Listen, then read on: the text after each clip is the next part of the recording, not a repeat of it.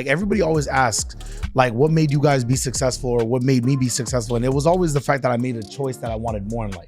And as an immigrant, I just feel like it's not only for my future children and for myself, but I wanted to let people know where I'm from. Like, yo, it's possible as long as you work hard for it and you know the right information, the right people, the right places to be. When you're an immigrant, your back is against the wall. So if you can start from that bottom and still be able to say you're successful, I think that goes to show how hard of a working people that we are. Credit don't care if you white, black, mixed, Puerto Rican, or Haitian. Credit means if you can structure your profile, if you can look a certain way to the banks, if the banks can see that you're somebody who's lendable, you pay your bills on time, you know how to juggle money. They're gonna say, hey, you can get access to $50,000. You can get access to $100,000 to go start, scale, and grow any business that you want. So that's the culprit of Immigrants to Millionaires, is knowing that you could be anybody from any walk of life and you can go from 0 to 100 real quick. Welcome back to another episode of the Millionaire Essentials Podcast, where we give you guys all the essentials it is to be a millionaire. You know, I'm one of your co-hosts, Brandon the Provider. Yes, sir. It's Tevin Facey, and today we got two special guests. Not one, but two.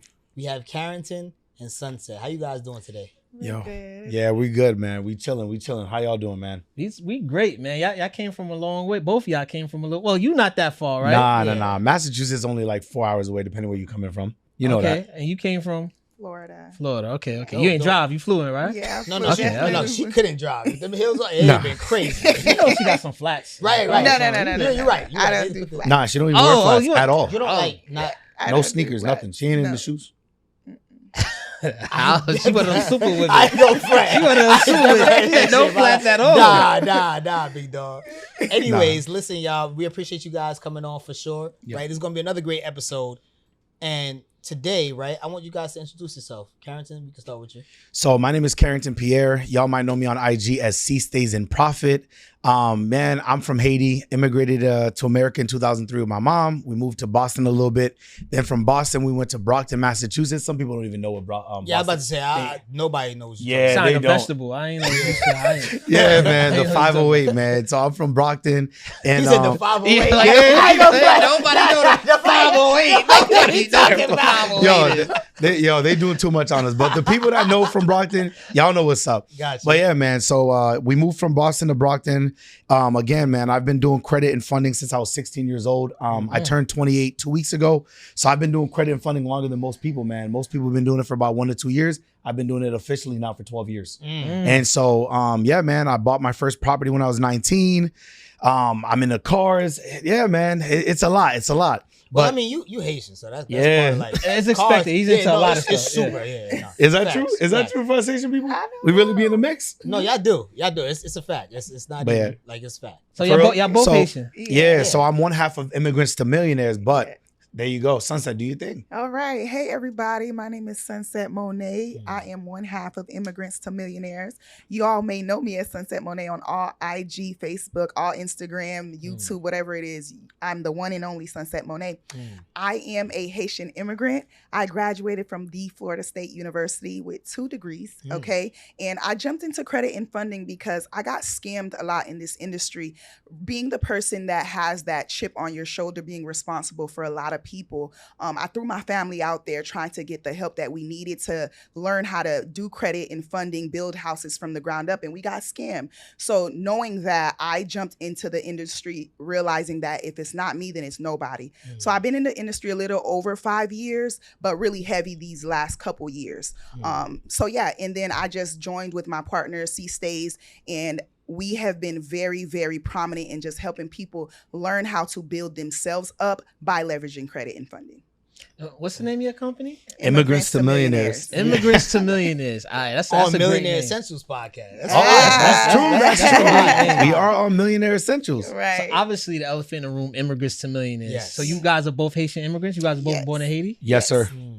All right, so you guys both were born in Haiti. You guys migrated here as children or as adults? I migrated as a young child. So I was around 2 or 3 when I came from Haiti. Mm. How about you? Yeah, so for me, I'm from Port-au-Prince, Haiti, one of the most dangerous cities down there. I came to America the first time when I was 4. We went to Florida, but my mom couldn't afford to keep us here. So she was like, why struggle here when in Haiti, my grandma had butlers, maids and stuff. So my mom sent us back to Haiti. We stayed there for 1 year with my grandma, came back officially when I was 5, 2003, straight to Boston. And yeah, man, it's crazy, but I was born there. I'm gonna be honest. That's a real culture shock, especially, you know, being in Haiti. You saying you have butlers, you have people that are helping you, right? And now you're coming to America where you gotta get to it. And you 5, right? So you're probably not even thinking. You like, hey, why don't we have this? Yeah, like, it was why weird, don't we bro. have this stuff? So It was it's funny you weird. said that, right? Everybody I know that come from Haiti, like Yeah. they always talk about how hard it was. So you was doing good in Haiti. So. Yeah, and I did. Yo, so it you was know up. what's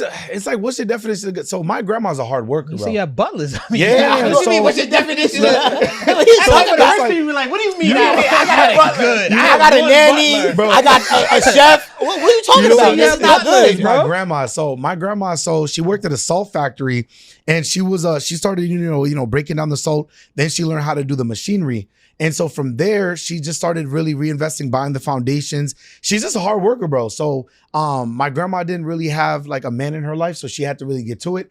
And then she was the first entrepreneur that I ever saw. She had a business on the side of that job. So in Haiti, you know, we were big for carnivals. So you know those they're basically these little like fire things where you light them up and you can run with them and they'll just start to light up. Then she was selling fireworks. She was selling all this stuff. So then she would sell toys. So all the things that she was selling brought in extra money. And then so we had a maid. We had a couple of those. And then from there it was just like, So we had a bro, like as a kid, like I woke up. No, go ahead. Go ahead. That's when I grew up as a kid, but you got to remember, like, and then my dad came to America first. So my dad actually petitioned for us, but for him, he was sending money back to Haiti too to help my mom and my grandma out. So we, converting the money over was a little bit better too. And so, we went to private school.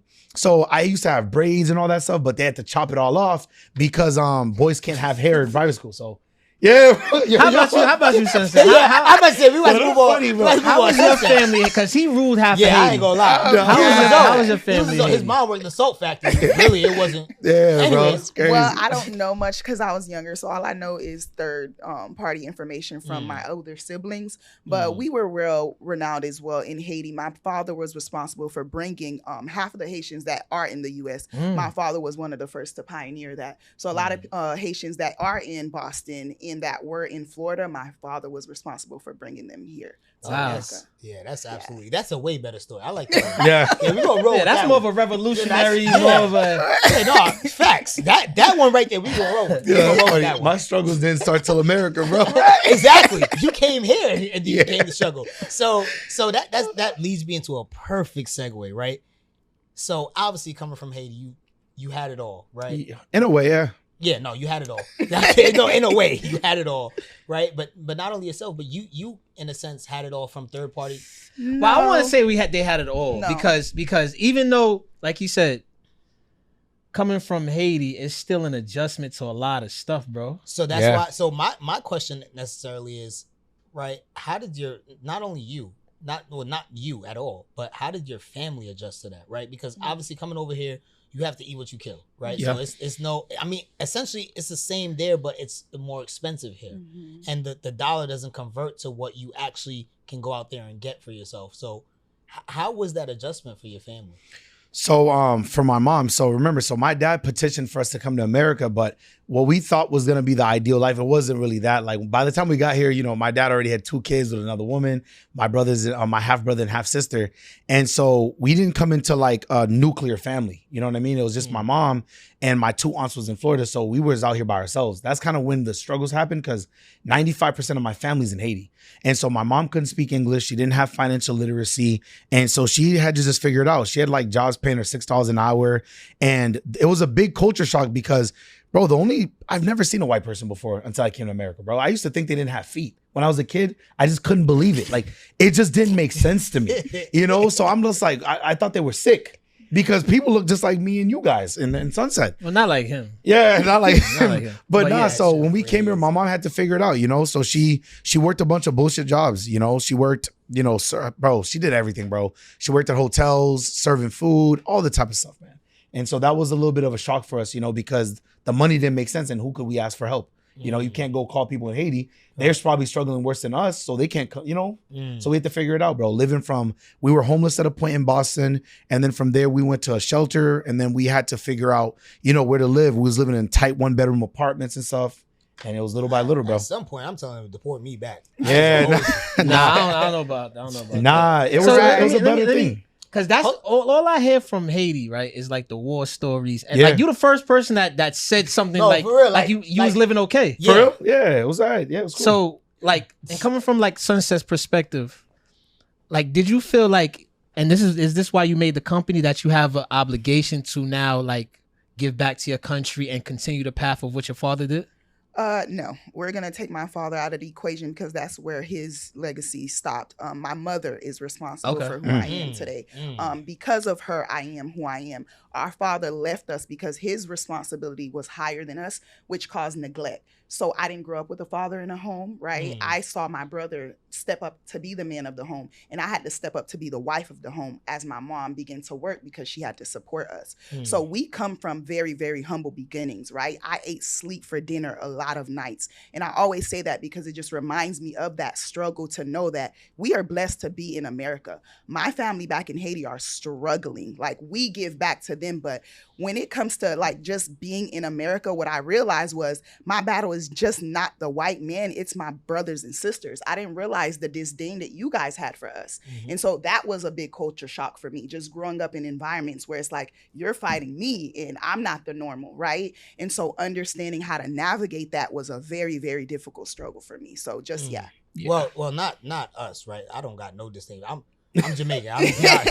He not really. I'm Jamaican. right there He not with Jamaican, you. bro. He not. See, this is where he want to play his Jamaican card. Nah, bro. Stop, well, bro. You know Big what's ups. funny? I Stop, remember bro. a couple of Big Jamaicans ups. in school. Yeah. Remember, I'm from that generation, bro. They were like, Haitians can't afford Yeah. PlayStation. Yeah, you remember that, right? Haitians, yeah, but remember that, right? It just didn't work for me. Jamaicans because, be the worst. yeah, Actually, they used be to the. chew, bro. Jamaicans. Hold up. What's up with y'all? You know what's funny? They be the worst, bro. Yo, Jamaicans, Y'all think y'all better than Cape Verdeans, everybody. This Yeah, about bro. the second podcast. Y'all Yo, on me. it's chewing us bro. up. Y'all think y'all thought- better than everybody. Bro, the That is Jamaicans not a and the fact. Cape Verdeans used to chew us up, and the Dominicans. Yeah, and then we have to deal with the white I think people. it's crazy because Yeah, we're bro. responsible for why every single one of y'all are Facts. still right But see here. how? All right, so facts. let's get into that. Right, let's get into that. So. Yeah. Oh, y'all not. So all of us, my family from the Caribbean too, right? So all of us have Want Caribbean. to say where? You always say that. You always say that. Barbados and Panama, bro. No, My not- grandfather's straight from straight Barbados and Bayesian. Panama. Why you whispered it? Say it. Anyway, Say what you anyway. said. I think, like you said, I think so. That's the issue, right? And even what you just started to say, we did this with a little like aggressiveness. I think because Black people come from so many different places, a lot of us don't have identity. It's like we are against each other. I'm from Haiti. I'm from Jamaica. I'm from Barbados. I'm from DR. So it's like we look at each other different. So like I remember when I was going to school, all the Caribbean people, especially let's go to the Africans too. The Africans ain't like a lot of Americans. Nah, they didn't. And they ain't think we not African to them. Yep. At all. That's true. And then the Caribbeans think we lazy. Think everybody from here in America is super lazy. The Blacks are lazy. So now we grow up in a culture where we're against each other a lot. I think this is the reason why I like New York. I think a lot of the South is a little more heavy. In New York, we all live with each other. Like if you go to Brooklyn, all the Caribbeans, Africans, they all live with each other. Yeah. So I think it's a little bit more close, but I know a lot of other places, it's a little bit more like, Africans stick with the Africans, the Dominicans stick with the Dominicans. Well, you got to think about slavery, though. Down south, we experienced it more heavier than you guys. They migrated to the north so that they can have what you're discussing now. Right. Down south, we still experienced it at a way heavier experiences in slavery than you guys did. So to be fair, right, we still had the Jim Crow. We were going through certain things down south that you guys were not equipped to up north. So that's where that, disparity came from. Yeah. Right. And the thing is, like, even with what you guys are saying, like, in Brockton, it's kind of like some people don't understand that how big of an impact it is when where you land and where you built your community really matters. Like for me, I feel like if I grew up in Florida, maybe I'd have wicks, I'd probably have gold teeth or something. But people like in Massachusetts, it's different. So like for us, we have Haitians, we have like, Puerto Ricans, Dominicans, but you do grow up a lot around a lot of white people and a lot of like Irish people too. And so it's just a different upbringing. And for us, us is like, I didn't choose to come to Massachusetts. That's just what was in the cards. And so being up north is just that we focus a lot of like, it's grittier. You know what I mean? Like we have everything up here. Like we have all 4 seasons. And at the same time, we're immigrants. So we already naturally work hard. So working hard wasn't a thing for us. It was easy. But it's just that some people don't know how to deal with the culture shock. I have to disagree just slightly. I don't think it's easier. I think I work twice as hard, almost 3 times as hard just to put myself in those spaces. So I don't want to subdue that to say it was easy because it wasn't. It was one of those things where you're fighting people, your own people, and that's the hardest thing to do because you look like me. You're my brother and sister. It's the most hurtful thing. Yeah, it's so hurtful. So I grew up in that. So my life mission is really to, when I'm in rooms with, Black women specifically, is to love on them, is to smile at them, because I got the mean mugs and I didn't understand that. And so even when I see a sister or I see a brother, I'm always trying to see them for who they are. Just like you said, when we say we're proud. Yes, I'm proud. I'm very proud because I have to show you that I'm proud of who I am, but you should be too. That doesn't negate where you come from, or it doesn't take away from who you are. I want you to stand in that as well. And how can I assist you in that? So Immigrants to Millionaires, there's a lot going on with this administration. Yeah. So what you guys are doing right now, you right on time. Y'all on time right now. Yep. So Immigrants to Millionaires, let's break that down. What does that really mean, and what are you guys actually doing? Okay. So Immigrants to Millionaires, to me, like what it means is it's this, bro, right? It's the simple fact that like everybody always asks, like, what made you guys be successful or what made me be successful? And it was always the fact that I made a choice that I wanted more in life. I wanted to be, I just knew that there was better. So with every levels of the economy that I've been in, from low income, rising up to, middle class, upper middle class, whatever it may be, it's just that I knew there was more. And as an immigrant, I just feel like it's not only for my future children and for myself, but I wanted to let people know where I'm from. Like, yo, it's possible. You could come to America. You could level up. You could have the best of the best as long as you work hard for it and you know the right information, the right people, the right places to be. So Immigrants to Millionaires is just a way for us to give back to our people and people that look like us, right? And giving them the tools, the resources, and the knowledge that they need to be able to get whatever they're looking for in life, whether it's mortgages, houses, cars, whether they just want to be able to make more money than what they've ever been able to, dream of. But that's really the goal for me. Yeah. So for me, with Immigrants to Millionaires, it really just goes back to who we are as people. And I feel like, just like C said, stated, right? When you're an immigrant, your back is against the wall. Like the economy, the system, nobody likes us. So if you can start from that bottom and still be able to say you're successful, I think that goes to show how hard of a working people that we are. So for us with Immigrants to Millionaires, we are grounded in credit and funding. Why? Because credit don't care if you white, Black, mixed, Puerto Rican, or Haitian. Credit means if you can structure your profile, if you can look a certain way to the banks, if the banks can see that you're somebody who's lendable, you pay your bills on time, you know how to juggle money, right? If the banks can see that, they don't know who you are. All they see is the application, just like your resume. So when the banks see your credit profile, they're going to say, hey, you can get access to $50,000. You can get access to $100,000 to go start, scale, and grow any business that you want. So that's the culprit of Immigrants to Millionaires, is knowing that you could be anybody from any walk of life and you can go from 0 to 100 real quick. Exactly. And the thing is, go ahead. No, I was going to say credit is trust at the end of the day, right? Yeah. That's essentially what we're building, right? With all of those key factors that you stated, we have to build that trust so that people it don't matter, like you said, it don't matter if you're white, Black, Asian, whatever you are, as long as you can build the trust to show that, hey, if I borrow this much amount of money, I can pay it back. I think that's super important, whether it's credit, finance, anything, right? Yeah. Just trust is super important. No like and trust factor. We talk about it with social media.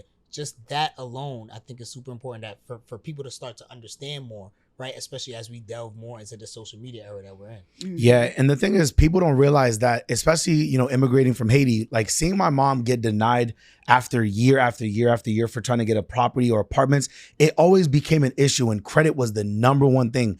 And so like, I always tell people, like, my mom was the first person to invent freezing credit cards, because my mom she had a bad spending habit, bro. And so my mom, what she ended up doing is, I remember she used to take a cup of water, take her credit cards, put it inside that cup of water, water and then freeze it. So now in her mind was, if any moment, he was dead. yeah, like I grew up seeing that. My mom. I thought you was. I'm not joking. I'm being serious. I thought he was talking about calling up and freezing the car. No, he dead me like he no, put it in that's the, You really serious. on some Haitian stuff. Yeah, so bro. no, but it was Yeah, smart though. facts. So if she took a cup of water, put the credit cards in it, if she froze that card, what happened is you'd have to do two things. You're either gonna have to break that glass or you're gonna have to let it thaw out. But by the time it thaws out or it breaks, she's gonna either A, not want to spend the money anymore, or she's gonna change her mind on it. You feel me? But people don't realize that these are the little things I grew up seeing. My mom used to pour into me all of the different expenses and bills that she was facing coming into America. So I knew the cost of what it was to be able to get an apartment young. I knew what it meant when they say you got too many collections.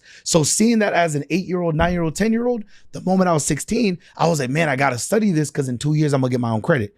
And I know that if my credit's right and I got the money from, even if it's from leveraging other people's capital, I can get access to whatever we need. Cars, houses, mortgages, you know what I mean? So once I was able to then study that and apply it, it made life a lot easier. Because living check to check, seeing my mom have to balance between, hey, are we going to go and get, are we going to pay the cable bill this week or are we going to go get groceries? You know what I mean? Like me and my brother, the movie Are We There Yet with Ice Cube? Mm-hmm. We watched that like 30 times in a week because we had to wait till my mom had to get the money from her next check to go get that. But people don't understand things like that. Hey, rock stars, it's your girl, Sunset Monae. And guess what? We are having a free masterclass this week. See, put them on. What we doing? This week, we're going to be teaching you guys how to increase your credit score by 100 points, how to remove negative and derogatory items within 30 days or less, and how to structure your profile the right way so the banks can start saying approved instead of saying denied. We're also going to show you guys how to access $50,000 to $100,000 in business funding in less than 30 days so you guys can start, scale, or grow any business. Let's go. Click the link below and make sure y'all get in class, get your notebooks, get your pens and papers, and get ready to turn up this week. Let's go. I ain't gonna lie. Out of like every Caribbean country, like Haiti got the most strict parents, bro. Oh yeah, bro. Like, out of my God. bro. Oh my That's 30 God. that still ask for permission. Yes. They'll Bro, get their nah, parents to ask. I swear. Yeah, you no, got- they don't yes, play. They bro. do not play. We Nah. knew 3 things growing up: Lakai, Leglise, Lecole. That's Facts. home church school. That's it. Facts. I didn't know nothing else. Facts. I got outside when I was in college. I'm like, what is going on here? Like, I didn't know the world. Like, even in the city I lived in, I don't know nothing about the city I grew up in because I was in a little home and that's all I did was homeschool church. Yeah, that's like every Haitian I know. They just say the Facts. same thing. Yeah. And then when they get to like 18, they start wilding. But Nah. because you know why? Step outside. I feel like, you know what it is, bro? And even like what Sunset said, like I live called Leglise, bro, that's facts. Because you got to remember, like, for me, I don't understand how some Haitian kids, they grow up and they start doing, joining gangs. Stuff like that. I was scared of Agenu, bro. Y'all, do you know what Agenu is? No. I'm gonna act like I'm not even. What? I'm not Yeah, even- Y'all get don't on know those Agenu? knees. I get on them knees. Yo, okay, so Agenu, bro, like, so remember, I didn't grow up with my dad, so my mom raised me like not only as my mom, but as my dad. So if we had to get hit with the belt, you know what I mean? Like for me, bro, I got this mark on my knuckle in Haiti because so in Haiti, French and Haitian girl. And if you couldn't come back to class the next day and let's say be able to recite the chapter that she gave you in French, the teacher would put you up in front of the class and hit you with a ruler. So we grew up getting disciplined whenever you didn't, show up and do what you were supposed to do. So in America, my mom is fair. If you did something wrong in school, tell me the truth before the teacher calls and you smooth. You might not get 20 hits with the bell. You might get like 5 or 10, but you might get a calm day. Might be 3 hours of Agenu. Mean like, yo, get on your knees, face the wall. Your butt can't touch the back of your ankles. Y'all know what I'm talking about? Nah, I don't know. What? Jamaica don't got that? No, in Jamaica. He so, a fake No, Jamaican. All Bro. right. Y'all, They y'all, don't he a know. fake He's Jamaican, just bro. going off that narrative. But when I Yeah. used to, so my parents would send me back to Jamaica all the summers and whatever breaks I had. So I would go to summer school. Yeah. If you don't do what you're supposed to do, you get your ass beat in front of school. Like Yeah. it don't matter. It don't matter who's there. They beating you right there. Yeah. So I didn't have the whole thing that you just spoke about, but I was getting I beat think in only class. Haiti was doing Yeah, that. I couldn't. No, even but I come was home- getting couldn't beat in come class, home with so I- B's on my Yeah. credit card, on my credit report. Like not credit report, on my Oh, progress B stands for report. beat. Yeah, B stands for beat. yeah, Haiti. like I'm just Nah, kidding. see, I could at least get a B. But if I did get a C, I was yeah, I nah, was I getting beat. couldn't bring home no B's. My brother was very strict. So what do That's y'all think insane. some of the struggles I thought I that had it bad. Yeah. Boy. especially now, right? Especially now. Cause I was actually me and my wife the other day, we was looking for like different vacation spots, right? And we was Yeah. looking at the Trump ban list. I saw Haiti was Yep. on the Of list. course. I know it's mostly colored countries, black, brown countries. Yeah. So as far as what's going on now, especially with this administration, how can you guys kind of mentally prepare people to keep going and keep fighting as far as financially with all this stuff going on? Okay. I'll add to that. Yep. I think we got to block the noise. I think the noise is always going to be here. As even a people, like Black people in general, right? We know how to be successful in chaos. And I think that because they know how to perpetuate us in the media, they know how to build on our emotions, right? And our reactions to certain things. We got to learn to block the noise. The noise was never for us. The people were never going to give us answers. The media was never going to give us answers to our problems. And I think if we as a people focus on just blocking out the noise, right? When it comes to credit, banks will fund whoever, right? We already made that clear, right? Banks will fund you. If you build a relationship with a bank, they do not care your background. They will fund you. So I think it's very important that with everything that's going on with the media, we have to block the noise, because you can still go walk into a bank and get access to capital to start, scale, or grow any business. If I start focusing on what's going on in the administration, I'm losing focus, and that's going to put me backwards on my progress. So we have to take away the power that they're trying to say that we don't have and just put the power back into you. Focus on you and focus on your path. Leverage your credit, get access to capital to start, scale, or grow any business that you want.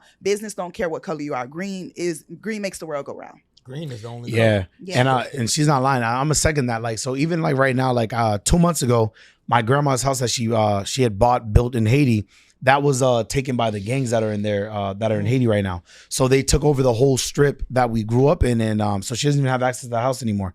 And so the thing is, what people don't realize is that, like Sunset said, it doesn't matter where you began, it matters where you end.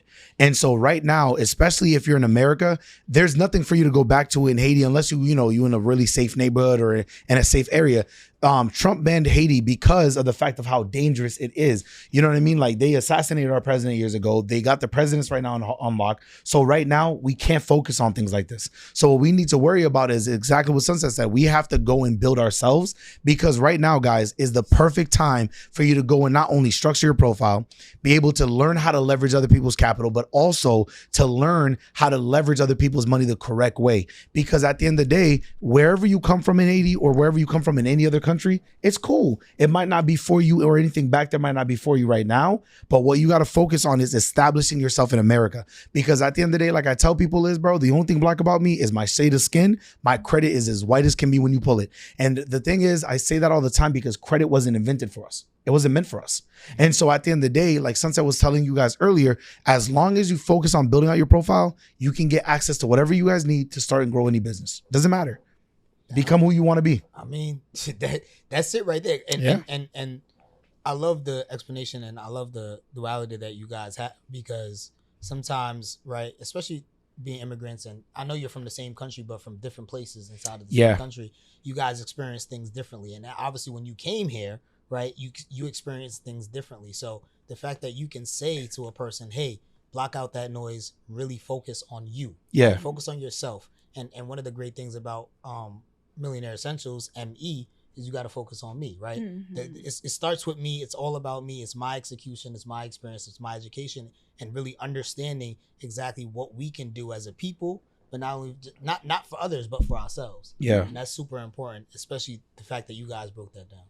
I want to say this too. I know there's probably somebody out there watching this and thinking like, yes, you guys are saying amazing things. How do I get access to something, right? I don't have money. I don't have capital. We have free live masterclasses every Wednesdays and Sundays of every single week, teaching people how to get access to this capital, how to eliminate things off their credit, because we truly believe in our mission of giving back. So that is how we give back to the community. So even if you have nothing, even if you're trying to figure out how to go to 0 to 100, you're trying to figure out how to do new year, new me. You don't want to wait till December 31st. Every single day is an opportunity for you to become the person that you want to become. And we give that opportunity to people every single week on Wednesdays and Sundays at 7 p.m. So if you're looking for just that opportunity and you're like, I just need a leg up, a hand up, a help, anything, come to our class. And I promise you, you'll leave with something that you never thought you would have. Exactly. And the thing is, for those of you guys that are like looking for that information, because remember, guys, it costs to really level up. People always talk about, man, I want to drive this car, I want to have this lifestyle, but you guys don't realize that there's always a cost.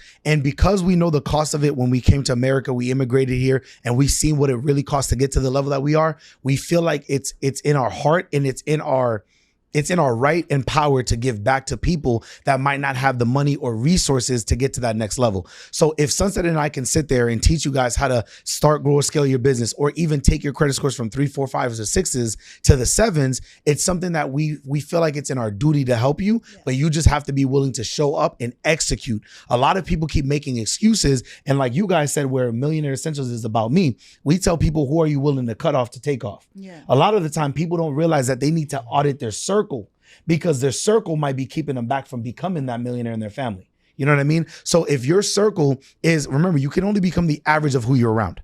So if you're around people that are only thinking of the next 9 to 5 or the next, how can I get another job? How can I get another part-time gig? If that's who you're around all the time, you're never going to level up to the next level that you're envisioning. So by being around the right people, it'll do that. So Sunset and I, we give that to you guys every week on Wednesdays and Sundays, completely for free. You just got to show up. Yeah. So let's go a little bit deeper into your master classes, right? Because there's a lot of people talk about funding, right? They all know that their YouTube funding, they're going to see a bunch of funding, right? Mm-hmm. What I like, your angle is Immigrants to Millionaires. Yep. You guys are talking to a specific specific person. Yeah.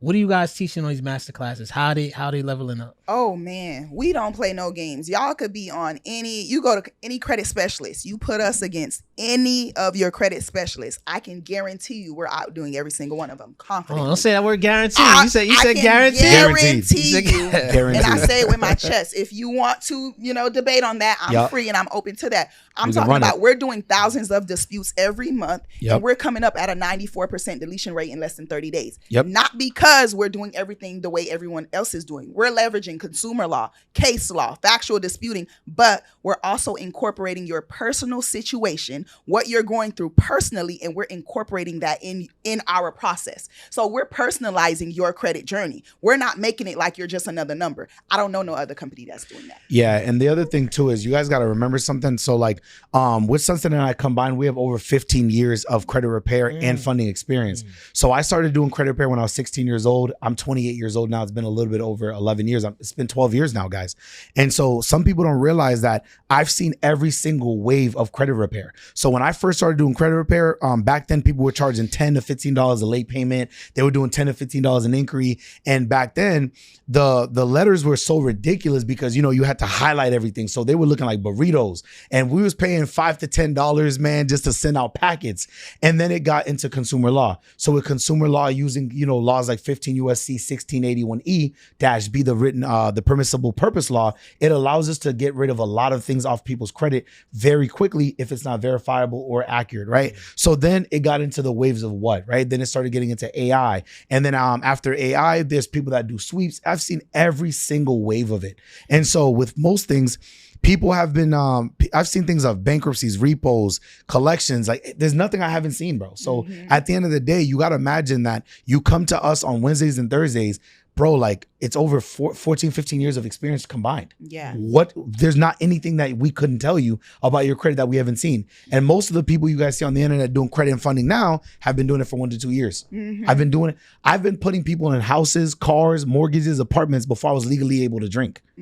So I want to leave them with a gem as well. A lot of people think that they need perfect credit to get funding, and that's like the biggest myth. You don't need perfect credit. We get people access to capital with a 630 credit score. So if you have a bank that you have a relationship with right now, specifically, let's go with Navy Federal.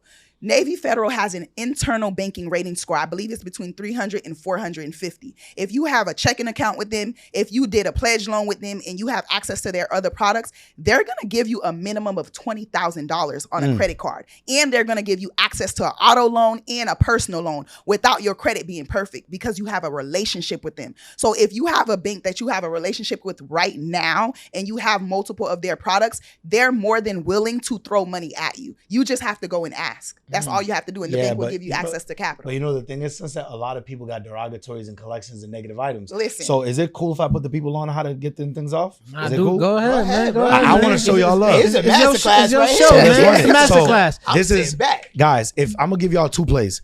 if you guys are currently dealing with collections, charge-off, late payments, or bankruptcies, right? So I'll do bankruptcies first. 9 times out of 10, people don't realize that bankruptcies aren't actually supposed to be on your credit report to begin with. That information was stolen by companies called LexisNexis, ARS, SageStream. They fish off of public websites. I'm gonna give y'all 2 websites that they usually fish from. First thing first is Pacer, PACERS, which stands for Public Access Court Electronic Record System. So that's where all of your things go. So if you got child support, if you got any repossessions, bankruptcies that went to court, it's all in their database. LexisNexis goes on that website. They have a department in their company that they steal your information off that website, and then they package it up in a bundle, and then they resell it to the credit bureaus. Remember what I just said. They take your information without your consent, without your knowledge, repackage it, and sell it to the 3 credit bureaus. If you don't believe me, go underneath your credit report on Experian, Equifax, or TransUnion, and it will say this was supplied by third-party secondary reporting bureaus, which is LexisNexis, ARS, SageStream, CoreLogic, Credco.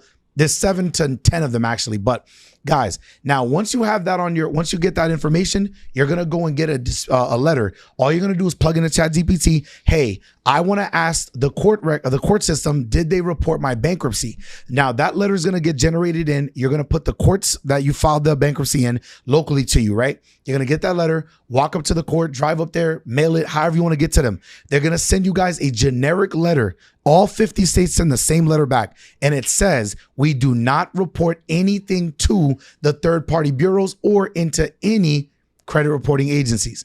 Remember that.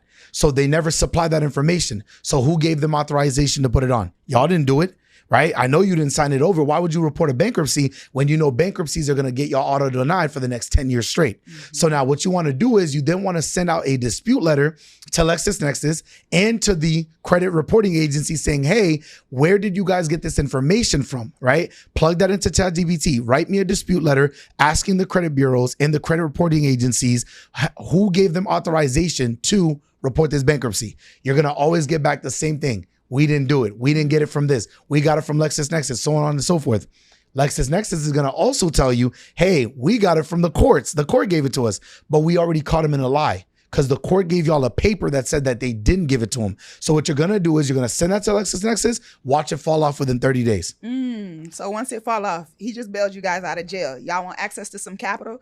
Go to helpmebuildcredit.com and it's going to tell you how people are getting access to 0% interest credit cards in the last couple of 6 months. It's going to give you real life data on how to get access to funding. You could still pay us to do it for you, but we charge a 10% succession fee. Yep. However, you can go get this information by yourself on helpmebuildcredit.com. But Sunset, what about the fact that 75% of people get denied for SBA loans because of lack of credit history? So let's do this. Let's see if we can turn their credit. Let's see if we give them some history. Is that cool? Yeah. So go ahead. Let's run it. That sounds like I know what y'all talking about. Guys, So y'all giving a masterclass now. It's not just the webinar. Yeah. If y'all ain't catch it by now, this is the webinar. So y'all guys, might as well just stay right here.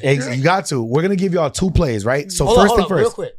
Before they do that, make sure y'all like, share, comment, subscribe. Got to. Show the people some love. Show Tevin and Brandon some love. Yeah, trust me, y'all got to click the links below. Down below. Anyways, get back to it. So guys, I'm going to give y'all a play real quick, right? And before y'all making excuses, I'm going to tell y'all up front, it's going to run y'all $30. Now, you ain't paying us. Yep. You ain't paying Tevin or Brandon, but it costs you $2.50 a month to go and report your backdated rent. So a lot of y'all are paying rent for apartments and mortgage, for apartments and buildings that y'all don't got no equity in. Y'all ain't got no capital. Y'all are losing. So there's a company called eSusu. It's the letter ESUSU. They're going to let you report back up to 5 years of your payment history. So now, guys, you pay them $2.50 a month. And what you're going to do is all the rent you've been paying for, they're going to backdate it, report it to all 3 credit bureaus for less than $3 a month. Now, what that's going to do is it can boost your credit score anywhere up from 25 points to 50 points. And then my favorite one, you already know which one you got to put them on to. Which let one? Let them see how they can get another 10 years. But tell them, give them the truth. Don't let them mess themselves up. Oh, put them God. on. Put them on the RentalKarma. Listen. If you guys are staying with your friends, I don't care if you're on the couch. I don't care if you're just staying with a roommate. It doesn't matter. You're going to pick up the phone and say, hey, Susie, I need you. When RentalKarma tells you that I've been staying with you, just approve it. What's going to happen is they're going to confirm via email or a conversation on the phone. All that person has to do is say yes, and RentalKarma is going to approve them. And now you're going to get access to getting backdated history on your credit report. Come on, basically for free, y'all. All right, without having to buy a trade line. And y'all know, y'all probably missed what Sunset said. What she told y'all is this: very simple. Y'all might have not paid y'all rent a couple months ago. It's cool. That doesn't They're matter. not going to It's report not their that. business. They only report the positive. Yes. That's the only thing they don't realize. Right. And at the same time, as Sunset just told y'all, what y'all got to remember is this. Remember, they don't need to know that your mom, your auntie, your cousin, your nephew is the person you paying rent to. Yes. Just make sure that they respond to the call or the email and get that reported. And at the end of the day, guys, remember, that's going to boost your credit scores anywhere from 45 to 82 points. Yep. So if you in the fives, that play alone, and then when you combine that with Isusu, it'll shoot y'all up anywhere from 80 to about 120 points. Yep. Within 30 to 45 days. So yeah, what did we sign up? Wait, what they sign up with? Yeah, what they sign up at? They can go to immigrants to millionaires.com. Okay. You might have to Immigrants. spell it for them because you know. Yeah. Oh, God. Or you know what's even easier? Yeah, you She know got what? the college education. If you She guys got go, the- Yeah, that's it. yeah, what's I even want easier? spelling bee now. How about Hold this? on. Linda? We'll make it easy. I want for to them. make it easier for them though. Yeah. Let's do this, right? If you guys go to Sunset or my Instagram, so Yep. go to Sunset Monae or onto C Stays in Profit. We both got checks, so just make sure that you avoid the scammers. Yes, please. Right? Y'all gonna go and comment the word class on any one of our posts, and you're gonna get a special invite to the class completely for free, free. just because y'all seen this episode. Yes. And that was an incredible breakdown because a lot of Super. people, especially if you're an immigrant or if you're not, a lot of people issues if they have no credit or very little credit. So y'all just took them from start to finish, from the credit repair Yup. to now building up your profile to then getting funding. Yep. And not just regular funding either, right? Because 0%. I mean, 0% interest funding is obviously one of the fastest, most efficient way that you can get funding. Yeah. Right? Obviously, if you guys have been watching, you know, Millionaire Essentials, we are a funding company. We've been doing this for over 5 years now. Obviously, it doesn't compare to the years of experience that they have.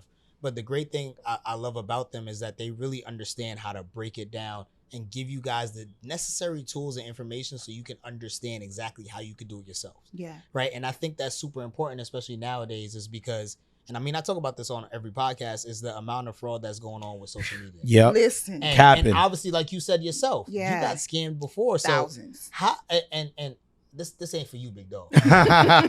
How did that feel to you, right? And not only Yep. just you, but you said it was you and, And your my family. family. Yes. So- I Yeah, put break up that down. Yeah, break that thousands. down, please. Whew, I put up. If you don't mind. No, I don't mind at all. Oh, okay. I Yeah, don't mind at yeah, all. yeah. Forget it. I put up thousands of dollars to get myself, my brother, my mom, my sister, all of us to get our credit fixed because I was still working in corporate America. Although I did do credit, right?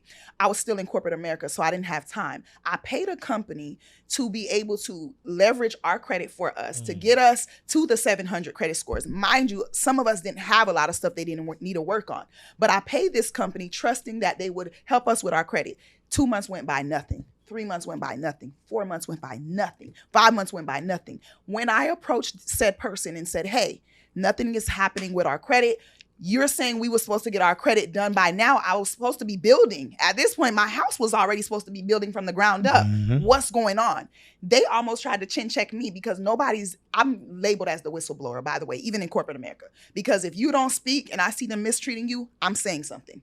Off bat, I don't care what it is. I'll take the brunt for all of us. So I knew by me speaking up, something's going on. When I said that to that company, so many people in that organization said nothing was being done with their credit. Nobody was getting help. Everybody was like, oh my God, I can't believe this and that's going on. And I said, wow, that's crazy. So again, it felt like, I trusted my people and I did. It was one of us, right? I trusted them and it was like that blind faith that I felt like they knew the struggle. They knew what I was going through and they knew I put up thousands because you knew that I put that mission of what my family was trying to accomplish in your hands and you just completely failed us with no regard to what we were going through. So it really made me feel like I had to get that dog in me. That's when I was like, you know what?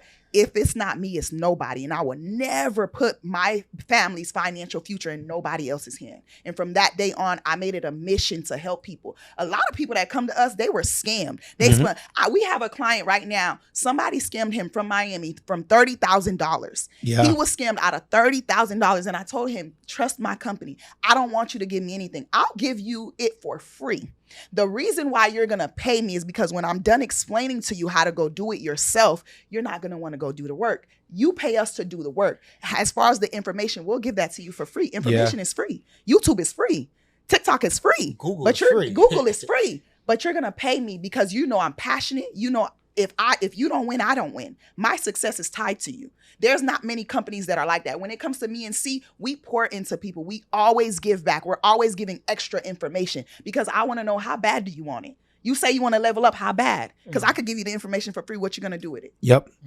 Exactly. Like I've had like a lot of clients over these years. And so 90% of my clients are Black women. And so even like what I've realized is this, right? I'll tell people the whole play, how to fix your credit for free. And remember, irregardless of me, the CFPB tells you can fix it for yourself for free. The bureaus tell you that. But what they don't tell you is the amount of work, the amount of systems they've put in place to basically derail you from getting results. They just don't understand that. And so when we tell people the whole play of like, hey, you could do it like this, and this. You could use consumer law. You could do factual disputing. 9 times out of 10, people will always tell you, man, I really appreciate the fact that you told me how to do it for free during our consultation. But at the end of the day, I still would rather pay you to just get it done.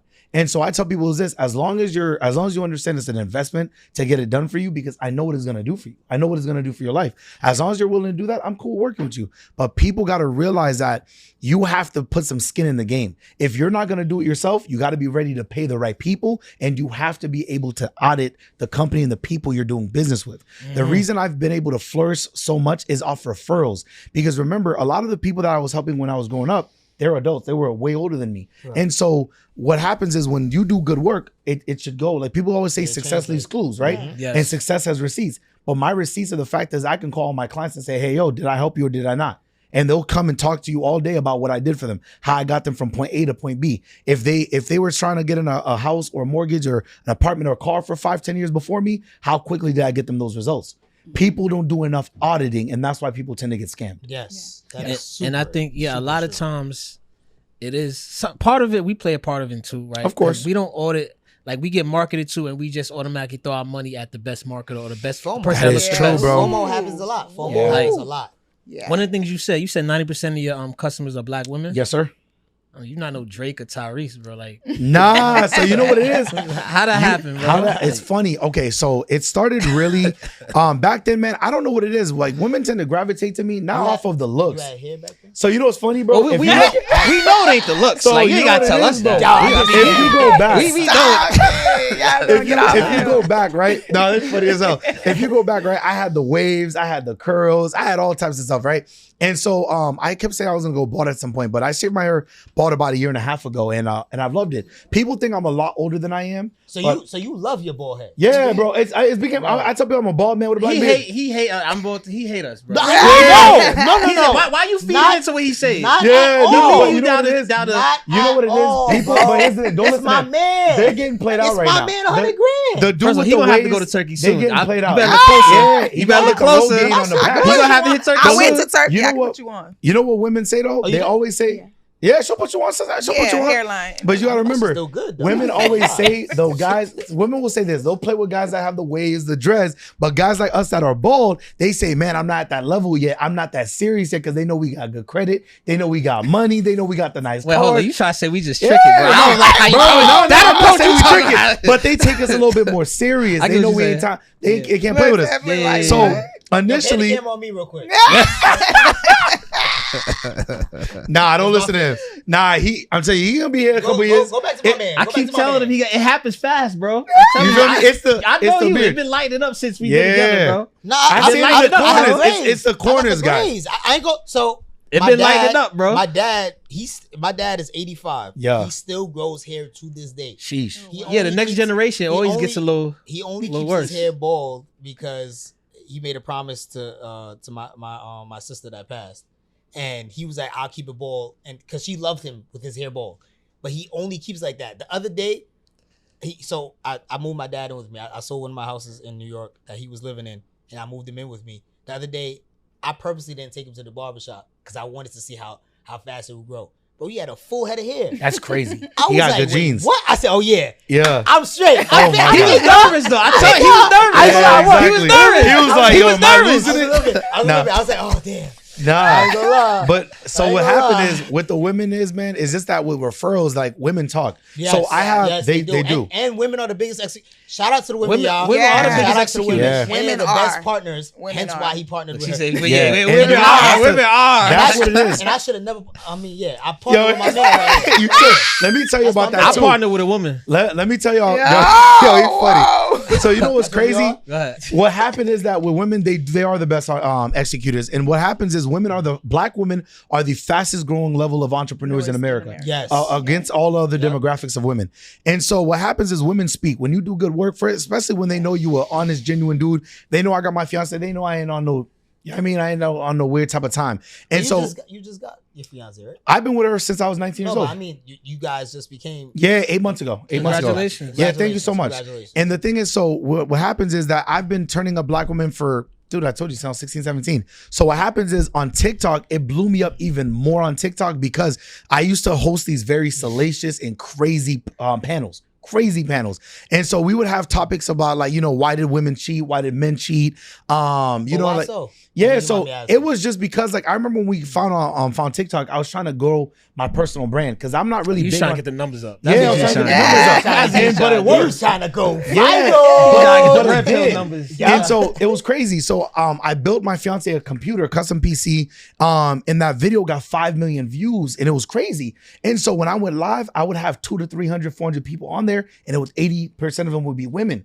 And so once I kept talking to them about their topics, they would open up to me, tell me about the cheating stories, the scandals. So then what happened is, once I dropped my offer about the credit, it just started shooting them up even more. And then they kept talking, the results kept coming out. And then it was just beautiful, bro. It was amazing. It was crazy. I'm curious to know because I think in this space, right? I think it has for a while been easier for I think the men to talk about credit and funding. But Yeah. now I see a lot of women now A are lot. growing. I personally think the way I'm looking at it, women are growing faster Way faster. They now do. in this space. And that's one reason How's- I And they love look better than us. I That- mean, just to be honest. That's what I was I getting have ask to big her. up my Y'all partner. look- I have y'all to look big her better. up for that. Even with her, when we partnered up together, I always knew in my head, I'm like, man, like sometimes women might want to hear something about their transformation, their level up, but it might not come off from my bald black eyes the way it might come from Sunset. Yeah. And so they get to see a woman that looks just like them, living the life that they want to live and being able to do it without having, because you know, I got clients that are strippers and escorts. I'm not gonna hold you. I got a lot of them. But Sunset, You got a lot of them. oh yeah, I got tons. Yeah. But Sunset I was mean, that. that's the truth. Yeah, I'm just being honest. Yeah. Yeah. To be honest, and I hate to say it this way, but they be the ones that be really wanted to like get themselves Yes. They there. want to get away from it. Yeah. Yeah. They really want to get themselves there, and opposed Yeah. to a person that's already working a 9 to 5. Because Exactly. a lot of times they have that mentality of, nah, I don't need nobody to help me. I've gotten here myself. Mhm. Exactly. I don't want nobody else to help me. Once we partnered Yes, up, and I got a she was question able for you to when turn you're it done. up. So with her, I realized that people will be quicker to click on to our reels and our ads and our different programs because they see a woman. I don't know what it is. When they hear the information from me, they'll be like, "Oh, I want to learn from him too." Oh, I knew the women But- ain't like you. Yeah, I knew it. but I it's- knew it. dude, I the knew dude, it. it's I like- knew it. I knew it was so, bro. I'm just being honest, but shout out to Sunset, man. Like, hey, You see. How's your experience been? Would you say getting into the financial and entrepreneur space as a woman?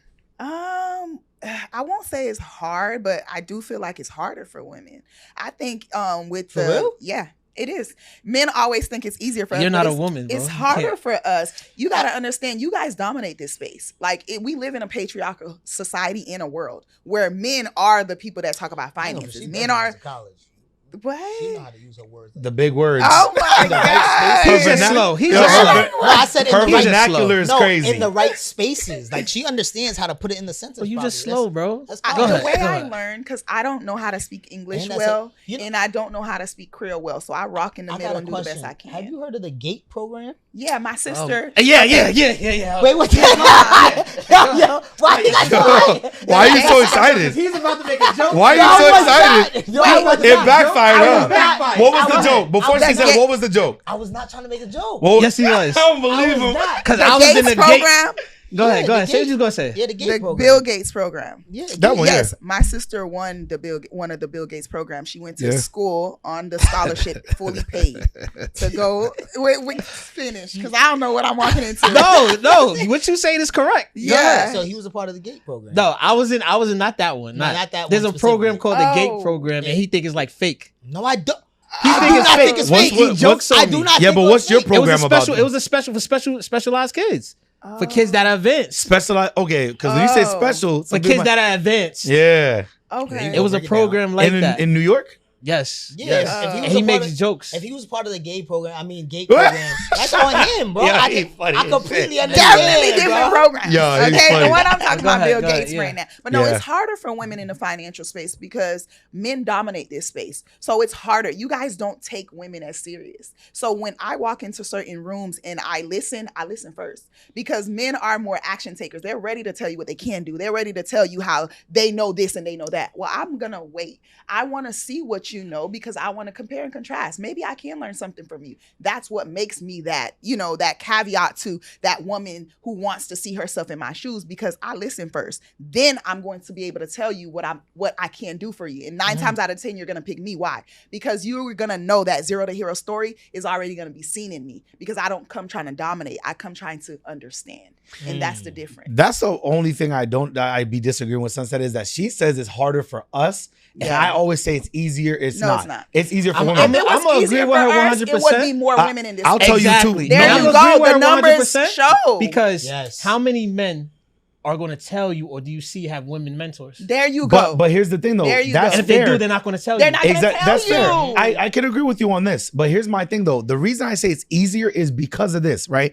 Do you know how many male clients I have that'll be like, man, yo, I seen a Spanish girl on IG. She says she did credit. She's not and- taking them serious. No, but look though. But he quickly, but watch this. He quickly was dishing out $250, $300 a month Why? until he realized 6 months went by, he got no results. But what happens is they can throw on a nice dress, a nice $3, $4 dress. They'll run an ad, talk a little bit about credit, and then they'll blow up off of the fact that attraction. the attraction is more than ours. Not true. Not true. That's not facts. True. It's not I'm true. gonna tell you why it's harder for her. It's not. Men are probably gonna look at her for a different reason. Yes. That is Yes. true. I At agree. First, Yes. before they pay attention to everything else. But how many of them will dish out the money and Nah, then they They realize dish after? out the money They're gonna just dish to out get the money. attention. Yeah, I'm about to say it's nice. So to who's get gonna get to attention. the back faster? No, Us or but we're them? talking about her goals. Like, let's just say Yeah. she's But a that's her mentor, own she's an thing, though. educator. Yeah, but that's her. Yes. That's what I'm talking about from their perspective, though. Stop it. You know what I mean? You're not Yeah, I winning can't this see your one. point. It's Yeah. harder I can't for see- I women. can't see your point, It's bro. harder for Yo, women. I'm telling you. Nah, big bro. Yeah, Yeah, I harder can't for see your women. point, bro. No, because So you look, think it's easier? Think about harder. this. Here's what I'm saying, right? If Sunset is knowledgeable, she knows what she's talking about. So she's gonna destroy a lot of the time. Let me tell you what happens, right? Sunset will start cooking, and you'll see the other women in the space that we're in. 9 times out of 10, they don't know what she's talking about. They don't know all the information that she knows. They got to their million because a lot of them, they look good. They have the right ads, the right team behind them. Remember, before Ads. Yeah. ADS. Yeah, not ads. Ads. I was But what gonna I'm say saying that is, right, accent. a lot of them get to their bag off the fact of how they look and the lifestyle. And so when they get to that 100K month, 200K month, then people will realize, damn, I got attracted to you off the look, but you didn't really get me no results. I have male clients that have paid women thousands of dollars because of their looks on an ad or a post. So now they're getting to their bag faster than we'll get to our bag. See what I'm saying? I get what you're saying. No, so I get what he's saying. You see what I'm saying? I It's get what like- he's saying from that perspective that a woman could ride off her image and Yes, get paid. that's what I'm That's saying. what he's talking about. Yeah, 100%. But I think what Talking she's about in talking the about, financial authority. she's talking about the The authority and authority, respect. I'm not talking. Yeah. The authority and respect. And We like, get that more than them. I get The that. part. authority and respect Yeah. is what's going to We take get you to that. the level we're Exactly. talking about. And so if Exactly. we stay there, That's do what she's not talking do not derail from that. If we just Yeah. stay right there, it's harder for women, just plain and simple. Yeah, plain Yeah. and simple. I can see that. I can see Authority that. and We live in a respect. patriarchal world. Look at who's president. He does not compare to her knowledge. Like, are we being serious? That's funny. He doesn't compare. He can't even form a sentence, a proper sentence. But yet, who's ruling? It doesn't matter. It's going to always be harder for women. It's just what it is. I got a question for you, right? Yeah, go ahead. It's a 2-part question. All right. The first part is, you said you work 9 to 5, right? So you went to school. Well, I guess this question is 2 parts in this question. Okay. What did you go to school for? Okay. And then what did you work as a 9 to 5 for, if you don't mind sharing? Absolutely. I don't mind at all. So what I went to school for was I majored in sociology and communications. I double majored. Okay. And I also studied psychology. So for me, like I said, I'm Haitian, right? I study people. So when I walk into the room, I want to know who you are. I'm not going to go by what you're telling me. I'm going to go by what I see, which is your hand movement, your body language, how you're receptive to information, certain things like that. So that to me helped me in corporate America, because when I got into corporate America, I'm good at leading people. Like you just said, how we break down stories. I can dissect something for you and make it digestible. So when I learn, you have to break it all the way down. Like, I don't even know what you're saying as far as the words in their meaning. It's so hard to learn English. Your words mean so many different things. One word has 10 different meanings. So for me, when I learn something, I'm able to take that information and now teach people at a level that maybe nobody else is able to do. So corporate America used me in that way. My last 9-to-5 role was a diversity, equity, and inclusion manager, head of a 500 corporate 500 company. Yes. And that was positions that was taken away. Yeah. My whole department got. That's insane. Yeah. Second, my second question, I think that's absolutely beautiful. I think the fact that you understand how to listen is super important. Yeah. I speak about that a lot. Just communication, especially when it comes to relationships, is what makes the relationship, because the communication also gains the level of respect between each other, so that you can just love on each other and understand who you guys are, right? Mm-hmm. My second question was, how did you feel coming into this world, right? Being from that 9-to-5, coming into being an entrepreneur, right? I understand, because you paid for something to be done for you, because you're like, yo, I don't have the time. Yeah. Right. But now you're in in this world of, yo, everything I do is my time now. Yeah. So how does that feel? Ooh, it's a lot. I don't believe there's no such thing as balance. I had to let go of that because I am a perfectionist. And so that kind of held me back, because I'm like, I'm trying to balance it all. Like, he's a perfectionist too. Yeah. Like, there's no such thing as balance. Once I let that go, I'm like, okay, I can fly. Because I started a trucking company, failed. I started a waist training business, failed. I started a mobile beauty supply business, failed. Not because it wasn't great businesses. I sold out a lot, but because I didn't have the capital to be able to scale those businesses. I lacked the information. I had the grind, right? You could work hard all you want to, but if you lack information, you're not going to be able to scale. So when I tried to incorporate what I learned in a 9-to-5, instead of negating it, I leveled up faster. Because when I learned that I can utilize those skills that I used in corporate, for instance, when I worked in corporate and I managed people, I said, learn something every day. So I teach people, learn a new word every day, because that's going to force you to challenge you to do something, even if it has nothing to do with what's going on. So on my floor, before we even started in the warehouse to do anything, hey, what's the new word? Today's new word is sociology. Let's just throw out a word. Tell me, how does that affect your life? Use that word in a sentence, then we'll start our day and I'll tell you what to do. That made people look forward to something. When you put a goal in front of people and you tell them, hey, you have something to look forward to, they'll do anything for you. I was always number one in that space, because people wanted to work for me. They wanted to know, like, they could do better and be better. So I put that in entrepreneurship, and that I feel like that's what helps me kind of scale. My last question is, with all of that being said, right? If you could do it all over, and this is a question that me and Brandon, we typically like to ask. If you could do it all over, we like to ask. No, we like to ask. He's a part of Millionaires, so he asking it too. Okay. Like it or not. Would you start as an entrepreneur like C, or would you go back to doing that 9-to-5 again? I would have never done the 9-to-5 if I had a choice. But that's hear me out, because that's a personal thing, right? Because I felt like I lost a lot of years by going to a predominantly white institution instead of a HBCU. So that's why my journey is different. If that had not happened, you would have still done college though. Yes, sure. Absolutely. That taught me life skills. College taught me life skills, networking, building with people, understanding information, and how to execute fast. So I always was top of my class for that reason. I would never negate college. I said, utilize it and leverage it. I don't even tell people to leave their 9-to-5 today, because you need to learn leverage. Stop going with the masses. Learn how to leverage what you have right now. If what you have is the 9-to-5, leverage that money, leverage that resource, leverage that opportunity to be around an ecosystem that you didn't create. When you go to work, you're around people. 9 times out of 10, when you're an entrepreneur, you have to create these ecosystems. You have to go out to spaces so people can see you. When you have a 9-to-5, I had in the palm of my hands over 1,000 employees. If I told them I was teaching credit, I would have probably had all of them in my room. I didn't leverage where I was because I was trying to get out of it so bad. So I would go back to the 9 to 5, but because in my particular situation, I learned fast. So I graduated high school with a college degree. So I didn't really necessarily need the 9 to 5 because I thought that was the American dream. So if I had to change it, I would just go straight into entrepreneurship because I could leverage me. The corporate America used me. So I could have used myself a long time ago. Yeah, and for me, like I would never go back to a 9 to 5. Like, well, you never had one. I did. I think you guys have Basically, I think you guys have a weird misconception of me. No, So you guys, you it's said him. it. It's him, No. bro. No, you it's you him. literally- it's him. Yeah, said I think it. it's Tevin. You said you built the credit at you. Yeah, started at 60. but that also It's means the I had a Jamaicans job, versus the though. Haitians. Yeah, I think that's what it is. Y'all ain't about to do this. Nah, let me Y'all ain't about to do stop. this. I think no. He said he built his I think he credit. doesn't realize I had Right. jobs. He said he built his credit from 16 I did. till he was 18. Yeah. 18, he had the credit. 19, he bought his house. Yeah. He's been But doing how credit. did- but you're Hold missing on. steps though. Yeah, I ain't gonna hold you. You gotta do- fixing But credit no, for but- over 12 years. Yeah. So let me put you on. Okay, All right, so cool. No, so- see, and this is so my next question was to you is if you did have a 9 to 5. I'm gonna be honest okay, with you. yeah, I that's did. my next question I got because a So few. answer that. yeah, then. that's Okay, question. so- and then I have another question after that. I'll fill in the gap. So okay, right. So I got my first job when I was 15, and I was you know those That don't so- count. No, I tell you all. I'm gonna lead you up.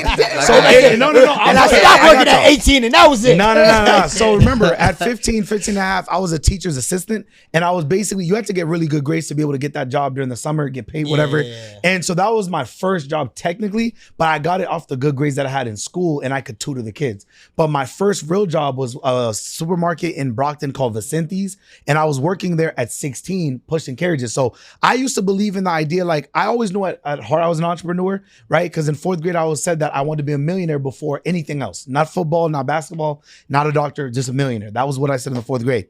And so at 16, I was working at Vicente's, pushing carriages. And I was, like most Haitians, I was coming over prepared. I had the suit, the tie, the dress pants. For the push job? Yeah, pushing the carriages. But the other kids was outside in sweatpants. So, and I could speak really well. So what happened is I was also translating for people who couldn't speak Creole to get whatever they needed on WIC or on whatever, if they had government assistance or if they just needed help. So I came from pushing carriages and then I switched positions 3 times in like 4 months. Came from pushing the carriages to bagging groceries. And then I was one of the second male cashiers that was ringing people up. Now I switched 3 positions and then I became, the 3rd position was the front end lead. So now I'm in these 3 positions, but my money's not going up. So I'm getting $8 an hour, $8.50 an hour. And I'm like, man. So I go and ask for a raise.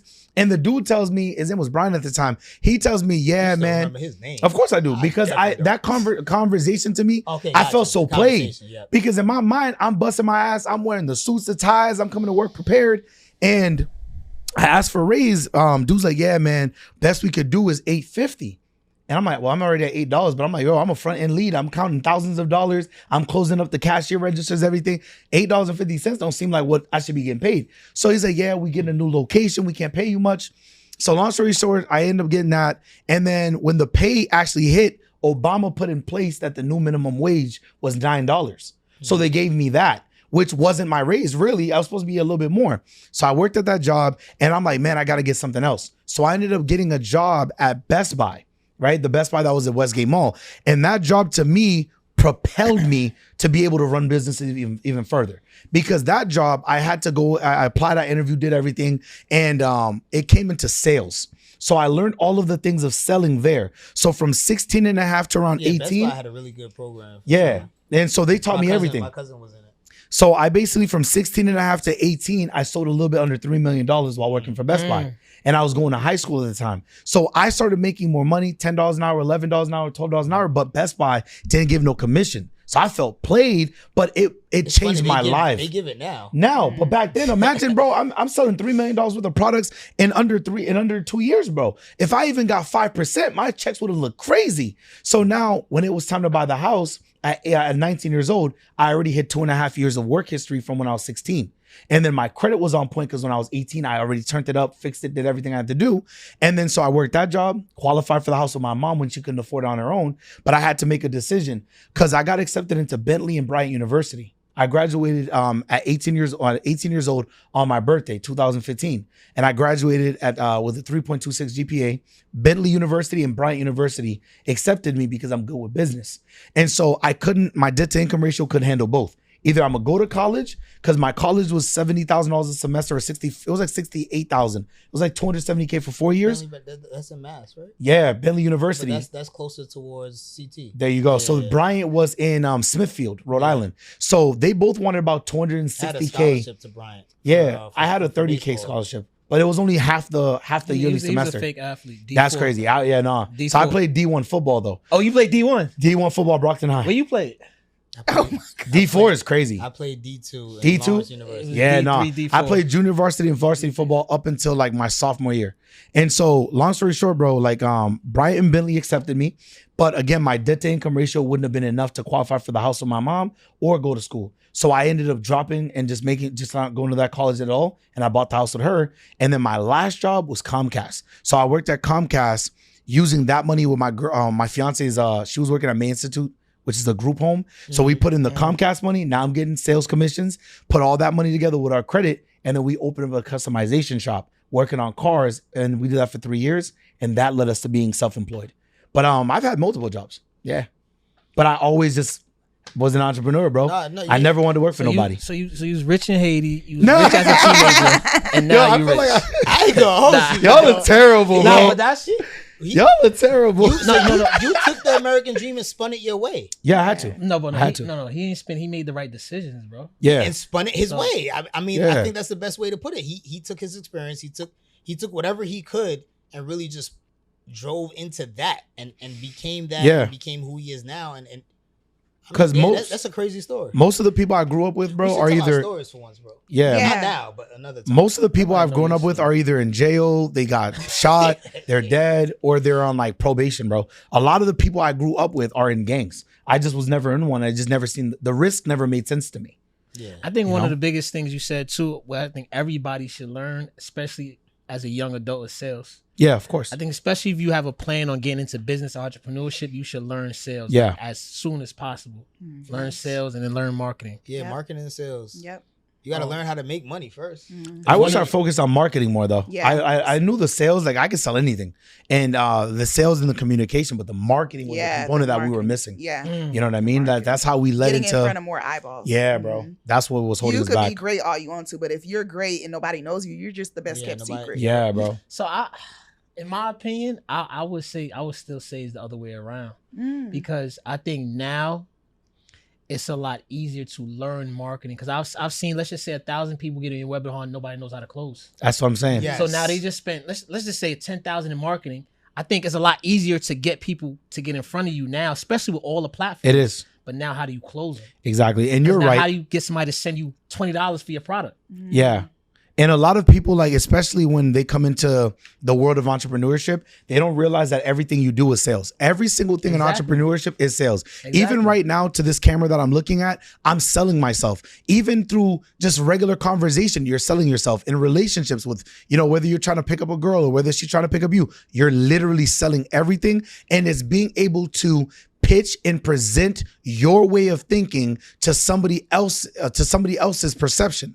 Right. And changing their mind Exactly. a little bit to be able to rock with you in whatever you're trying to offer. I think it's important to understand when it comes to sales, you're not buying a product. Yeah. You're buying a person. Facts. And so once you understand that concept that people buy people and not things, Yeah. then you're going to be able to sell. Because people have this idea that they got to figure out how to sell this product, figure out how to sell that product. It doesn't matter the product. When you know how to sell, you know how to sell, right? So you're not selling things, you're selling people, meaning you're selling yourself. Who are you? Yeah. So when people know who you are, I don't care if they knew Millionaire Essentials and they mess with y'all heavy, they don't care what y'all have. If you drop anything today, they're buying it. Why? They're not buying the product, they're buying you. They want that closeness and proximity to you. Yeah. So build yourself as the individual, become and know who you are. And once you know who you are, you can sell and do anything. Yeah, she's not lying So about that. that's a good point, what you said too. People need to figure out what are they branding. Yeah. Cause so a lot of people Yeah, nowadays, that's super. a lot of people are branding themselves, right? A lot Yeah. of people, but there's still a lot of people so-called, I'm introverted. I don't want to be in front of the camera. I just want to put my product out there. Yeah. So I think people need to understand what are you branding and how to go about that route. For example, if you selling like toilet paper, you may just say, I just want the product to be out there. It's an essential item. I just want to sell the toilet paper. You need to figure out how do you brand that and sell the toilet paper. Exactly. I think it's so many mixed messages people are not understanding on how to market. the right way. And I think that opens. Still put out ads. Yeah. My No, fault. you're good. You're Facebook good, Tevin. ads and things like that. Companies still put out ads. Like Bounty still puts out ads. We know Bounty for the longest. Yeah. You still will see Bounty ads. Yeah. But during they- Super Bowl and everything. But they had to put a character behind it, even though it's not a human face. They had to put the You gotta bear. know what's a brand. You have to put Exactly. something behind it. Yeah, yeah. You Exactly. gotta know what are you branding. But it's Yeah. still a faceless type of branding. Exactly. You know And what I'm you're saying? right. And the thing that people realize is they overthink the whole social media thing. I think Yes. people, they do that too much. So like, even for me, before I had 1,200 followers on IG, I already did $140,000 in sales in less than 4 months. And it was a matter of just getting in front of more eyeballs. People will complain like, man, my videos only get 200 views, 300 views. But if there was 300 people in a room with you and I gave you a mic and said, get on stage, you'll freeze up. Yeah. You know what I most mean? people They will. don't understand that you have to be able to get in front of the people. That's what it is. But you have to be able to That's a whole talk. nother podcast Yeah, about that- marketing. Yeah, bro. I was about to say, One we'll be here question- for a whole nother hour, Yeah. basically. One question I want to ask you guys before we get out of here, because you guys gave them the play. I broke down every play on how to start, how to get the Yeah. money, how to scale, how to fix your credit, Yep. how to build your credit. One thing I want to ask, a lot of people ask us this question Yeah. about partnerships, Of course. because there's a I lot of was just people. about to say something about that too. That's crazy. Because there's not a lot of people. Yeah, don't- A lot of don't people steal don't my have. question. Y'all have a great partnership. I love the chemistry between y'all. But a lot of people, they've never done what we've done with partnerships. Yeah. Most people will partner up for like a collab.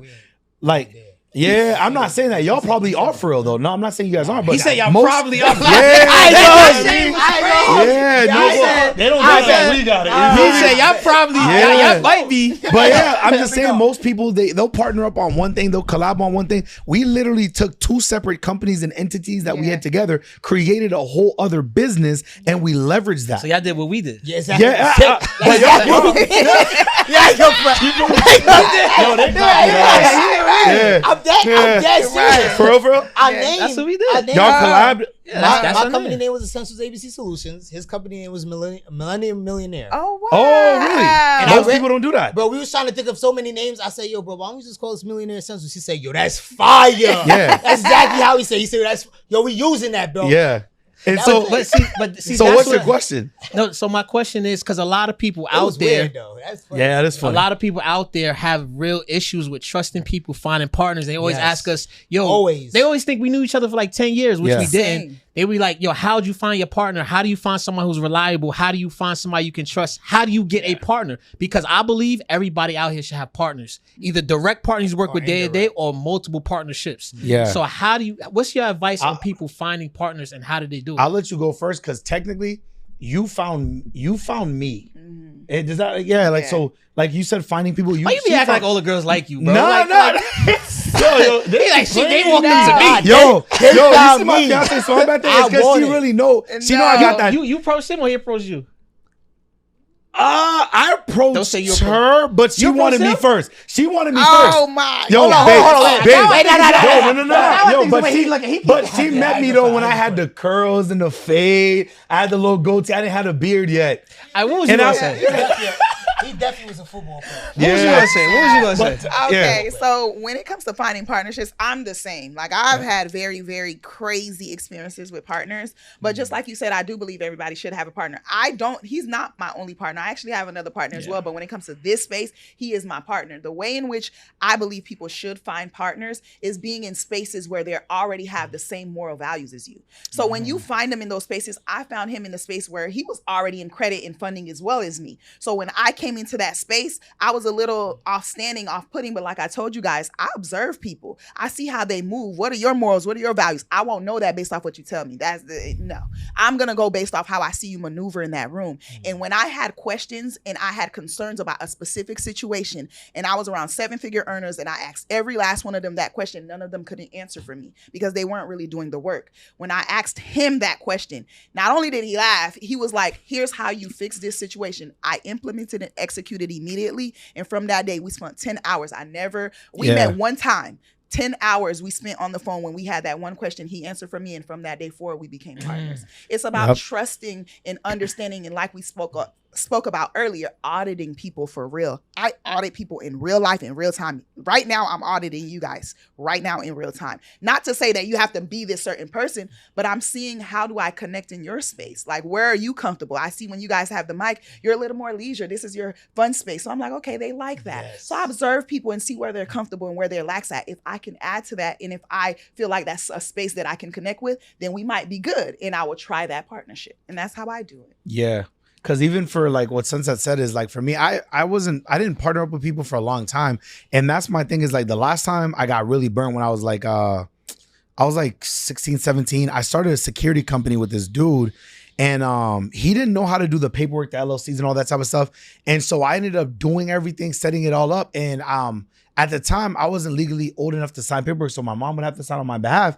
But I got kind of like, I got finesse off that. So it kind of made me a little bit drawn back from, partnering with people. So when Sunset called me and I remember she was like, yeah, she's 16, like, bro, now you 28. You yeah. like, yo, he took that to the I took it with me. nah, because some people's nobody. work ethics don't really match up. No, so you're for right. me, even when you work with me, you'll see I'm good at taking things from an idea and turning it into something that's real. So when people sit there and be like, man, I want to do this, and this, I'm good with like, okay, well, let's put it on paper, let's put it down, and then let's put this into place and let's run it. So I'm really good with that stuff. But some people, they'll say they want to do something, but then they work ethic don't match. Yeah. That bothers me. And so for me now, I'm like, man, I could do it. By the time that you get to this, I'll already do it already. So just step to the side. And so now when Sunset and I started talking, and I remember she was like, yo, this is my issue. I laughed because I'm like, man, you call all these people for me? I think I was number 9 on the list. I was the last person she called because we didn't know each other. But that's because of the people that you see. That's the marketing. Yeah. Like you saw all of those people marketing, yo, I do this. Yo, I'm a 7-figure earner in this. And when you get to that point of speaking to them, a lot of times they're just selling the business of what they're selling. Yes. They're not actually doing the business, and that becomes a problem. Yeah. That So really when becomes she a asked me the problem. question, I laughed for 5 minutes on the phone because I'm like, You laughed for 5 minutes? I did. So tell you, I was dying, bro. I was like, it was so easy and so simple to fix because I'm like, yo, these people do credit, you said, right? And they couldn't fix it. I fixed it in like 2 minutes. I just told her what to do and it was done. Over. And then after that, she never dealt with it ever again. And even so for moving then, when we first talked, we were like, you know what? Let's just partner up like this. We'll do this trial run. Yeah. And so Sunset and I, this is our second time actually linking up and meeting like this. We made more money together for 7 months. And we only talked on FaceTime and Zoom. Yeah. And that's it. So when we got together in real life, it was even easier because it's like I've been talking to you for like months. And then the money, people always beef over money with partnerships. With us, we talked about it one time. That's it. That was it. Never and the again. thing is like, even for her, she's such a humble and cool people. Even when I was like, we'll do this 50-50. She's like, nah, but you do this more and you do this more. We should do 70-30 or 60-40 your way. And I'm like, nah, I'm cool. Like, I'm good. We'll just break it down 50-50. Yeah, we never talk about no money ever again. He don't do that. We don't beef like that about no money. People always ruin relationships Just over the based money. off money. Look at him Yeah. lying. Yeah. Look at him lying on the podcast. No, I don't think he's lying. He like, Nah, he dead lying. We break everything down 50-50, but that's something I think we spoke about a lot. Just kind of understanding exactly how we want to run the business and things like that. It's really having those conversations. I think people just don't want to have tough conversations. Period. yeah. And Yeah. especially now when you talking about partnership, money, Yeah. somebody that you think you know. Like we spoke a lot of months before we even got to being a partner. Yeah. Because then that also means breaking down the businesses that we had and putting it together. Yeah. And then building back up. So I think you can kind of talk. How was that for you guys? Like when you guys were building up your business? Because obviously, like for us, we were realizing that like, I'm like, okay, cool. Well, I know that with us getting together, there's going to be a loss in the beginning. You know what I mean? Yeah. There's going to be a loss because you're going to slow down what you're doing on your own to come and build something brand new together. So how was that for you two? Well, you see who the brains of the operation is. Like, It's the ball guy. I know it is. I know it had to be the ball guy. I think it's easy when you guys are on the same page. Yeah. I mean, I think it's different when I view partnership because I think other people don't view it the same way. I think you guys, like she said, like you guys got to be intertwined. I think morally, in my opinion, financially, like it's a lot of things I think should be intertwined if you guys are gonna have a long-standing partnership. Like we both basically married, we both got kids, we both got daughters. So it's a lot of things other than just business we connect on, which makes it like 10 times easier. Yeah. So like it's a lot of things we don't have to go through or we've never went through that partners go through. Like we could talk about anything. We joke about everything. Yeah. We don't get offended by nothing each other say. Facts. So I think it's just easier. I think it's harder for other people to relate to that. Yeah. Because I think people go into partnerships more with just a financial thinking like, oh, you're smart with that. I'm smart with that. Let's work together. And a lot of times it don't just work like that. It doesn't. Because this it's love person, and there's lifestyle. this person's lifestyle might be a little different. There you go. He might start talking about things you don't like. He might put himself on social media a little different. He might have beef over here. Yeah. I think you gotta really Yo, see. you know Yeah. what's funny? That's crazy. You just said that. So even in this space, right? People are funny, man. There's a lot of like people that's just not solid. Like, you know, y'all got keep it a bean. Y'all got keep it a bean up here? Yeah, we said. Yeah, keep it a bean, keep it 100. I always tell people just keep it a bean with me. And so for me, it's like with her, I was just like, well, if we're gonna end up partnering up, right? Like, what's going on with you and certain people in here? Like, do you got any people I should look out for? Because at the end of the day, if we go and say that's my partner, I got your back. Like, I remember I told her, like, I had this whole movie scene speech. I'm like, yo, if I'm punching, you better be punching back to, you know what I mean? Because at the end of the day, I got you. Yeah. So as long as you got me and I'm solid, like, just be solid with me too. Some people, they don't let people know, like, hey, you might be in the, like you said, right? If I come up and we're like, we talking about credit and funding, and then one day I see her on OF, I'm like, yo, what is this? Let me know. You know what I mean? Wow. But yeah, I'm just saying. You jumped out the window with that. But I think so. Hold on. I'm just saying.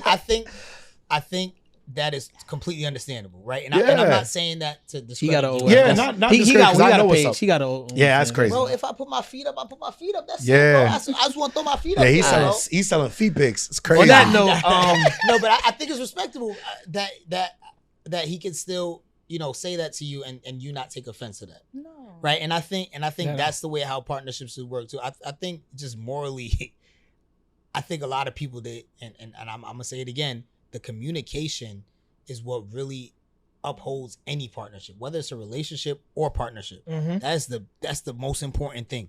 Like, bro, I'll be talking to Brandon damn near 8 times a day sometimes. Wifey will hit me like, yo, bro, you talking to Brandon again? And he'll hear. No, yes, he be talking about nothing too, bro. He be talking about nothing, bro.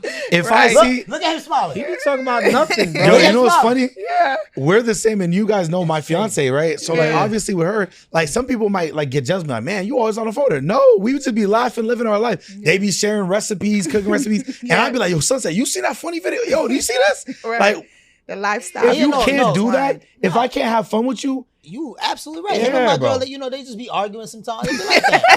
They like that. Yeah. Because so him and my girl, they are literally like, they think the same. So it's always a clash between them. But it's all love because they'll come back to the end of the conversation and laugh. Like, I don't understand y'all. Yeah, because we more the same person. That's why. Look, he's so cool. Nah, bro. He the laid back one. He's a funny. little wild Like, one. I'm telling y'all, you have to be able to have fun with your peoples, bro. We always gotta laugh, bro. Yo, he's funny. He be doing you in, bro. But, Pause. But nah, this is a great episode. Crazy. I ain't gonna lie. This is a great episode. Yeah. You guys came with all the game. You guys came with all the gems. Tell him where he can find y'all and where to tap in. Yes. Please, ladies first. Thank you. Yeah. So if you want to find our company, Immigrants to Millionaires, or myself, you're going to go to Sunset Monae. That's SUNSETMONAE on all social media platforms. Talk to me, love on me, drop your name in the comments. I'm always engaging. Okay, so just go on any social media platform and you'll find me. And guys, so again, my name is Carrington. You guys can find me on, I believe, all social media platforms, Instagram, Facebook. Well, Facebook is my first name, Carrington Pierre. But on Instagram, it's C Stays in Profit. So that it's terrible, bro. And I don't even have Haitian. My last name is Haitian. No, Pierre, come on. But Pierre, yeah. So my first name is Carrington. People be like, Carrington? But Carrington's a Haitian name that's British. You know another Carrington? Go ahead. You know another Carrington? Yes, I do. For real? Yes. A guy or girl? It's a guy. I only met one other Carrington my whole life. I know 2 Carringtons. I played football with both of them. Nah, see, I didn't. See, I they only were met both one Haitian. other Carrington. Oh, really? Dead serious. You know what it is? They probably watched Dynasty with my mom. Y'all don't even know what that is, huh? He got all types of I don't Donovans know. and Yo, that's crazy. Livingstons. Livingstons. Yeah, I Allens. do. I know it is. It's Jamaican. Yeah. that's a fact. See, I'm gonna be honest, dude. go No ahead, diddy, drop it. but look. So my name is Carrington, guys. You guys can find me on Facebook, Carrington Pierre, or on Instagram and TikTok as in C Stays in Profit. So that's the letter C STAYSINPROFIT. Again, on IG, I have a blue check, guys, and you guys will find me, and it won't be that hard. But again, it's C Stays in Profit. Dope. There you go. Listen, this is a great episode with Sunset and Carrington. Like, subscribe, share, hit that little notification bell at the bottom. This is the Millionaire Essentials podcast. You know I'm one of your co-hosts, Brandon the Provider. Yes, sir. Seven Face. And make sure you guys hit the links below. Yes. Right? Like, comment, share, subscribe, but hit the links below. Trust me, they're there. They got a great masterclass that's coming up every Wednesday and Sunday for you guys, right? So make sure you guys hop on the class. Look, y'all. This is an amazing episode. This is an amazing episode. I really love the duality that we all had, right? Make sure y'all catch this episode. I'll talk to y'all soon. Peace.